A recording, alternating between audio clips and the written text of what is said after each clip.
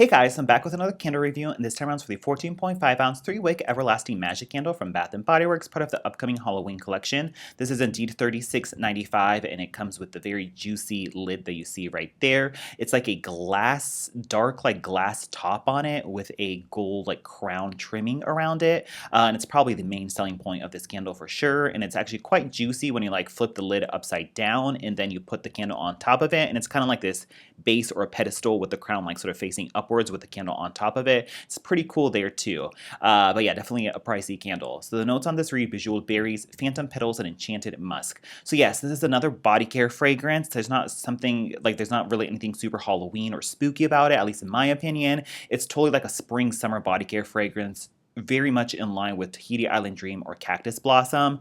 If you also smelled the Pink Slate All Day 3-wick candle, if anybody remembers that, it's extremely similar to that candle as well. Very much like a fruity floral coconut type of body care fragrance is what I get from this.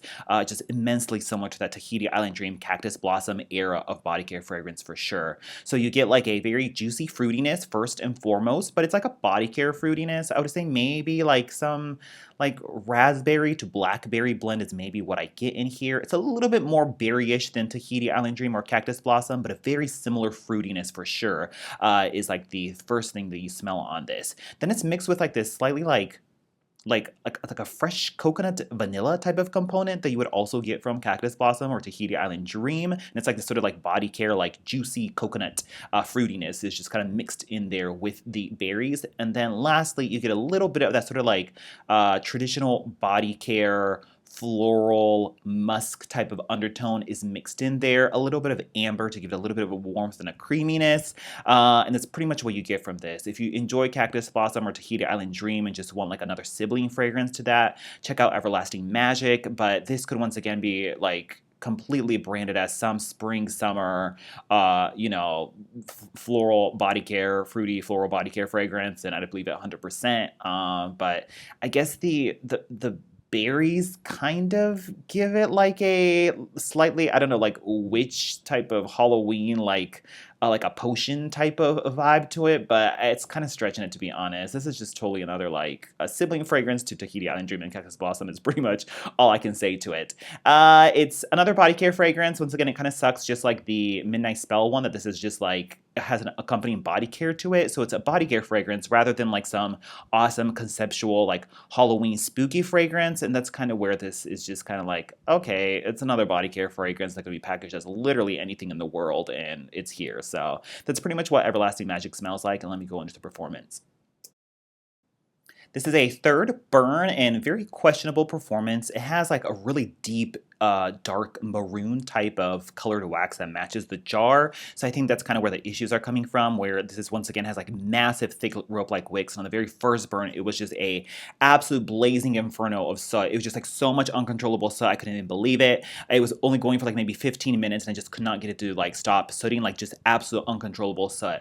So I blew it out, and that was that. And then on the second burn, I lit it up again, and it was a little bit more manageable, and it was good there. And then the third burn, now it kind of struggles, where it's kind of like starting to nub out. It's like not sooting, and now instead it's starting to get a little bit more slow, but it hasn't deaded out yet. But I do fear this one will start deading out further into the mid-range point because the wicks are becoming a little bit more nubby. They've only like started picking up because I moved the candle into position for this camera angle. But yeah, so I don't know. It was stronger on the first two burns too, and then it's gotten a little bit lighter on the third burn just because it's not burning quite as hot. So questionable performance. I think it once again has to do with that dark wax dye in this, and then so they have to combat it with like really massive thick rope like wicks, but then it will start clogging the further down the candle goes. The wicks will start clogging.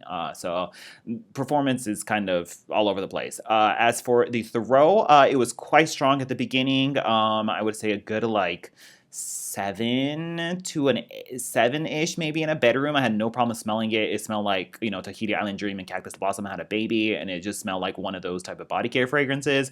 And it's a little bit more subdued, down to like a 5 in my living room right now, but I can still smell it, and it's stronger than the Midnight Spell, so at least we're good to go there. Overall, once again, totally just a review buy. Like, got caught up in the Halloween hype. It's, freaking 36.95, so it's super pricey. I personally am not buying this candle for the fragrance. It was just kind of like, let me, do the Halloween duty and obligation and keep these reviews out there. And the packaging is juicy, and I commend them for the really like awesome lids and very unique lids. But I'm just not somebody who really decorates with Halloween, so I just personally don't see the value in it that much. But I can see people who do enjoy the value of, decorating for Halloween with these like juicy candles. But from a fragrance standpoint, it's just another run-of-the-mill Bath and Body Works body care fragrance. If you like run-of-the-mill Bath and Body Works body care fragrances, then, go crazy on this. But if you're expecting some kind of like spooky Halloween bespoke fragrance that's like super unique and out of the box, this is absolutely not it. So definitely not a repurchase. If I had to go back in time, would I have purchased this again?